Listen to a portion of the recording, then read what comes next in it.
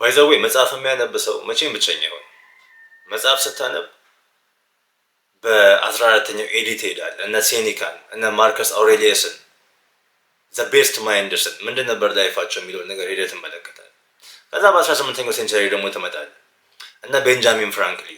ከዛ 19ኛው ሴንቸሪ ስመጣ ደግሞ እነ ካርል ዩንግ ቤስት የሚባሉ ሰዎች ላይፍ ኤክስፔሪንሳቸው ምንድን ነበር፣ በዛ ሰዓት የሚያስቡት ነገር ምንድን ነበር ትላለህ።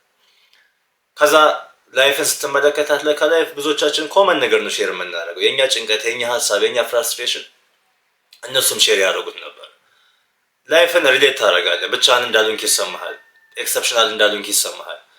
ከዛ ደግሞ በጣም በከባድ ሰፈሪንግ በከባድ ፔን ያለፉ ሰዎችን ስትመለከት ያንተ ተራ ቀላል ችግሮች በዛ ልክ ማሳሳቢ ማስጨናቂም እንዳለውን ይገባሃል።